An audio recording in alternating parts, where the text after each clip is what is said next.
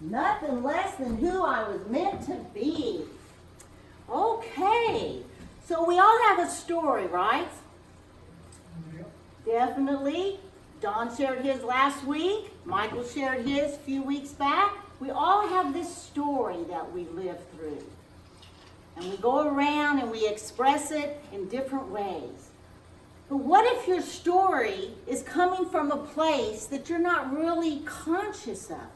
What if you're living your story unconsciously, not being able to create what you're really wanting to create in your life? So let's rewrite your story. We have free will, we have choices that we can make, that we can choose to rewrite the story that we're living. If we are not living the story that is the desire of our heart, that is the purpose that we've come here to be, this expression has. So how do we do that if we are living from a place of unconsciousness?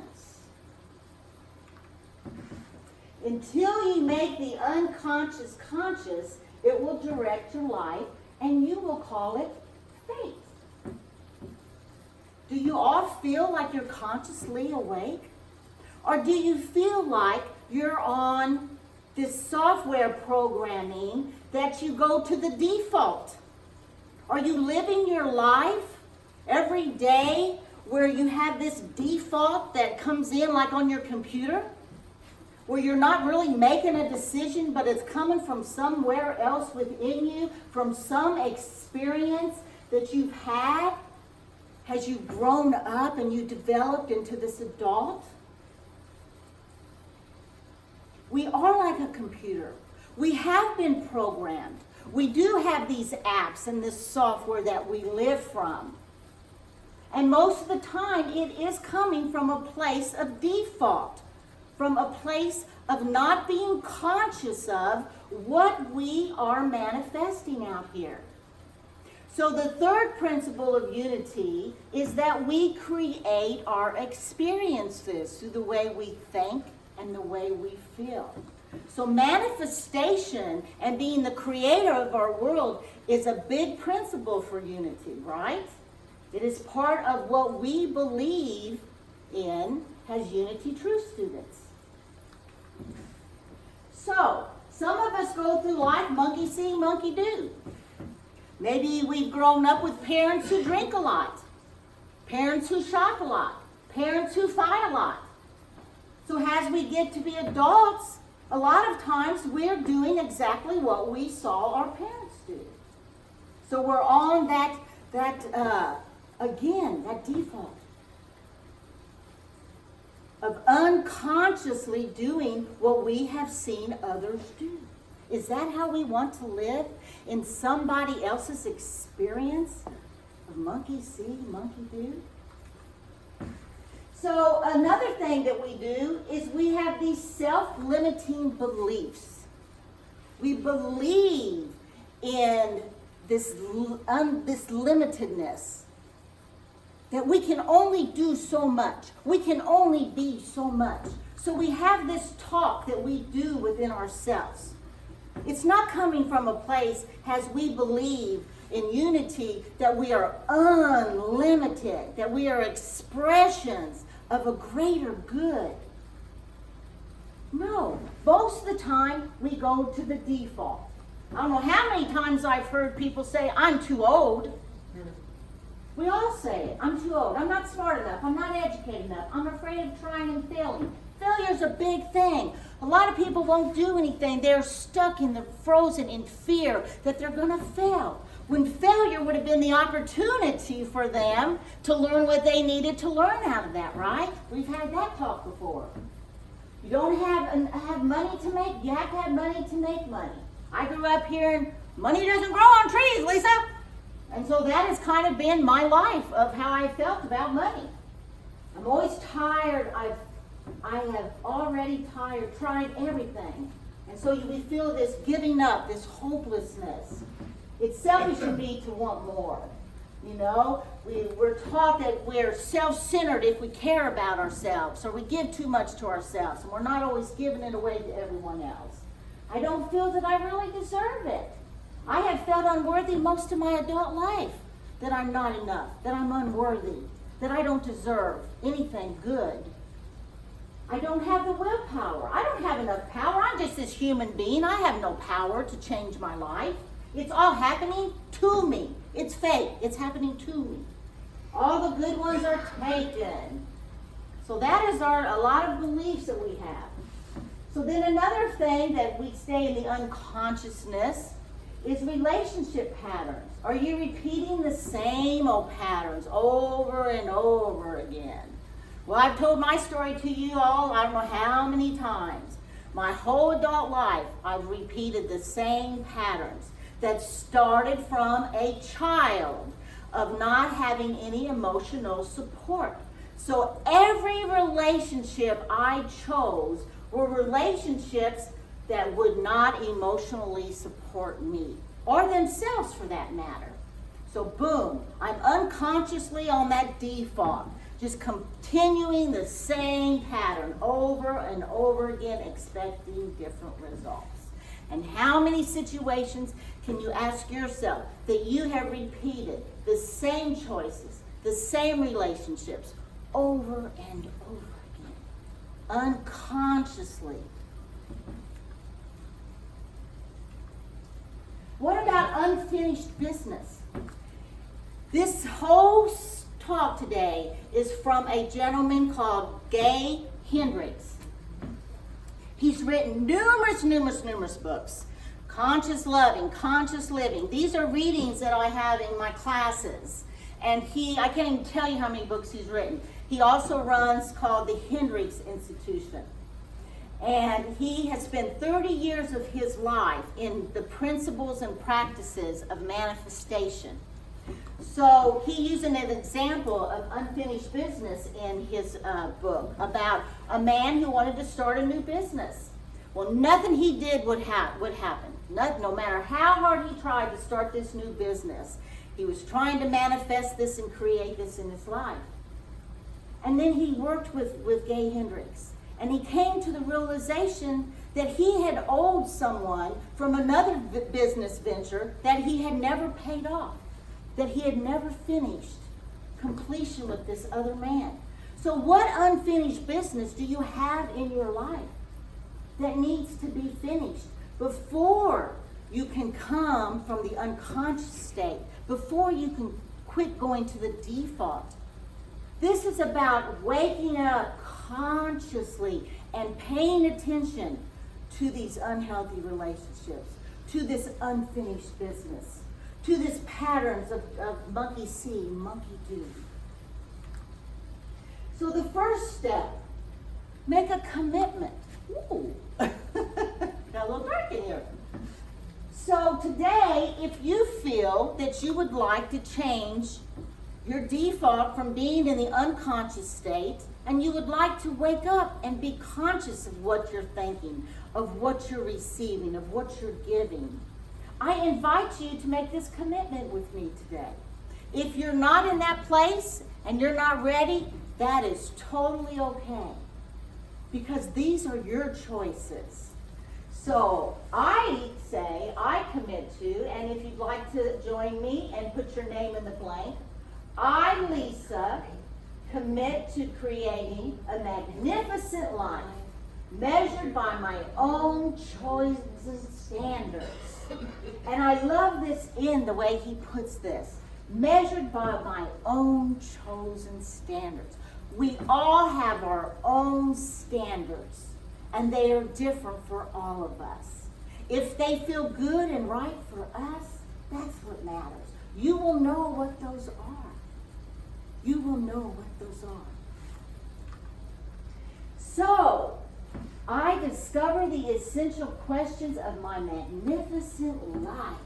What questions are you asking yourself?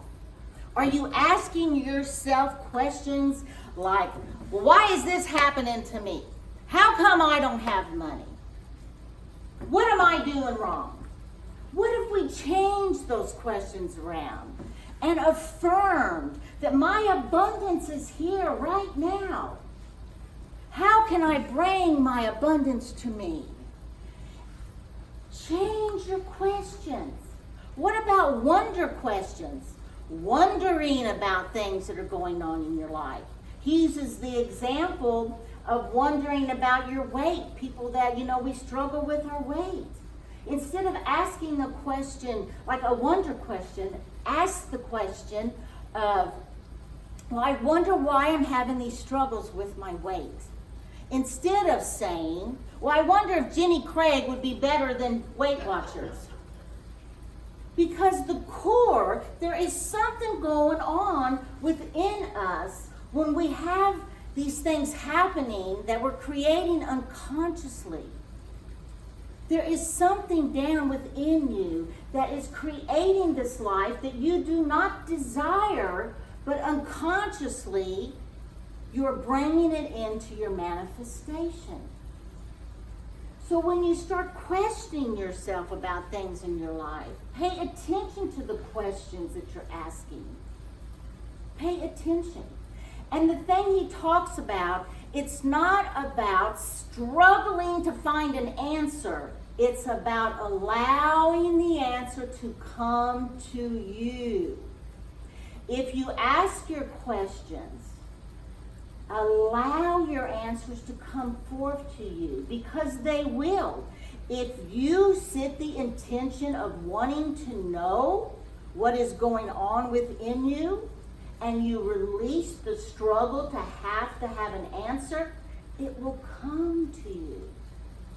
When we ask and we get still, we will receive those. And it's a process.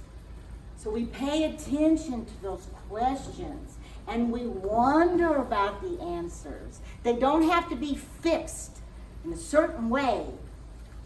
Wonder about them. Bring that wonderment into your questioning about what is going on and why these repeated patterns are happening. Stop complaining. Stop complaining. Complaining will keep you stuck in unconscious default. You will not get out of unconscious default if you are complaining. And if you are complaining to someone else, guess what?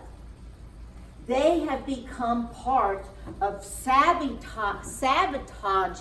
your highest good. Because now they have become part of the complaining, and they are staying right with you, right where you are at. I remember when I used to complain, and I would complain to my friends, and they'd get so tired of it, but yet they would just sit there. And as soon as someone would confront me about it, I would become defensive. I deserve to complain. This is happening to me. But once I decided to look at that, it changed. And Gay Hendricks invites you to do a complaint fast. Start one day and just say, I'm not going to complain today. I'm going to do a complaint fast. One day. See how you do. If you can do it, try another day and try another day. And eventually, you'll see that you're not complaining. And that'll go into weeks and months and years. I don't complain very much anymore. And when we stop complaining, that's when we start creating. We change the energy, because when we're complaining, we're fueling it, right? We fuel whatever we're thinking and talking and acting upon. We're fueling it. But once we stop that, we make space so that we can start creating a world where there doesn't need to be the complaints. So if you would like to do this, I invite you to join me in putting your name here. I, Lisa, commit to a complaint-free life. Was your life a total success? So I come to you on your deathbed, and I ask you, was your life a total success? And you say yes. So you give me 5 things that you felt that your life was successful with. This is part of this process that he suggests that you do. This sets a goal of what you would like to create, what you would like to bring into manifestation. So he invites you to take the time to journal this. If you were asked on your deathbed, was your life a success? What would you say? What was successful in your life?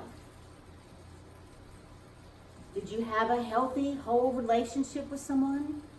Did you have abundance? Were you living your purpose? Write those out. He suggests writing 5 things down. And continue to do that. And they will change as the years go by. So visualize yourself on the deathbed and someone asks you that question. What would you say? How would you answer that? Speak your feelings. Speak your feelings. Honesty is so important to us.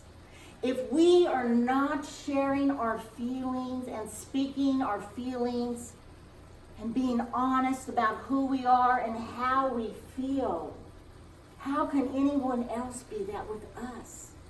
And how can you create from a place of authenticity and vulnerability if you're not honest about it?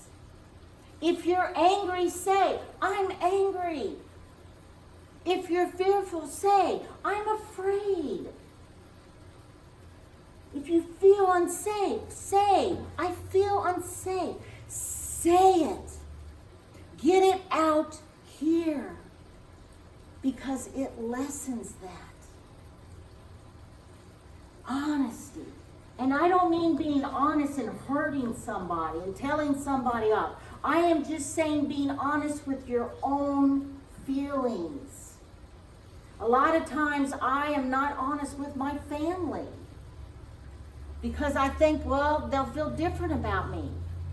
But I'm getting to a place now where I'm learning to do it lovingly. And I'm able to say, no, I'm not happy about this right here. And it removes it from you. It works. I know that you don't even understand until you start doing it and living it. But once you start doing it, it works. And you will see how you start waking up consciously. And you're able to become an expression of exactly where you are and how you feel. So speak those feelings. It's okay. Be the source of appreciation. He talks about being the manufacturer and the distributor instead of being the consumer. I love that. Think about that. Instead of being the consumer, be the manufacturer and the distributor of it. Then you are right there with the source. You are appreciating. You don't have to receive it because you are it. You are no longer consuming it from somebody else in order to feel the appreciation because you are it. How many times I have thought, I wish they'd love me better. Instead of appreciating the love I was getting and knowing that in spiritual understanding, the more I appreciate it, the more I would receive it. Didn't understand that. Or if someone's not loving you the way you think they should.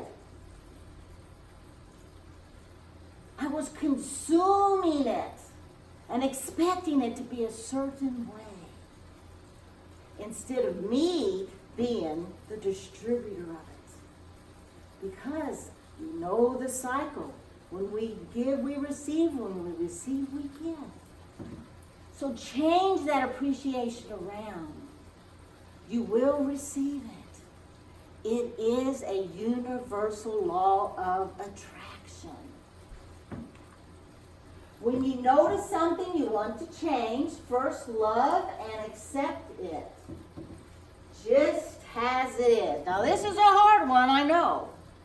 I did a talk on loving what is, and that's another book that's awesome, Loving What Is. How can we love something when it looks so dark and negative to us on the outside? But it is in the loving and the acceptance that it changes it. If you're afraid and you try to stop the fear, you create more of the fear, right? Think about that. But when you love it right where it is and you just accept the fear, it starts to just disappear. Just love it. Love embraces everything. If you embrace everything with love, you shift it. Because really, as we know, Unity's true students know, love is all there is. So all we're doing is removing a false belief, an unconscious default thought that is showing and appearing to be real to us. So love it and accept it and see what happens to it. The next time you see something that you feel like you need to have control and change it, I invite you to consciously stop and love it and accept it just the way it is and see what happens. See what happens. What's your heart's desire? This is why we do these things, so that we connect to the desire of our heart, so that we no longer have to be on default, living an unconscious life at the expense of our own choices and choices of others. We all know deep in our heart what we would love to see manifest within our life, right? We all have a connection to what that would look like. And so many people are like, how come I can't get there? What is stopping me from manifesting the desire of my heart in this lifetime? So I've given you these tools to pay attention to stop being on default, unconsciously, not aware of what is going on with your life. And paying attention consciously and bringing that desire of your heart into fruition, into manifestation. And I invite you to do his work. You just Google him at Gay Hendricks. He's got all kind of classes and courses that he will help you to achieve this in your life. He did it in his own life. And so he is able to share that experience with you. So I invite you to look into that. So I have it's a pledging allegiance to a different life. It is a song where it's sung and it's talking about pledging allegiance, where we are committing to a different way of thinking and feeling and manifesting this beautiful life. So we're going to listen to this now before we go into meditation. I invite you to get settled in your seats and put your feet on the floor. Let's take those deep cleansing breaths in. Feel your lungs down through your abdomen. Expand the abdomen out. Release all the tension that you may be having today. Just release it and let it go. Let's do those deep breaths a couple times.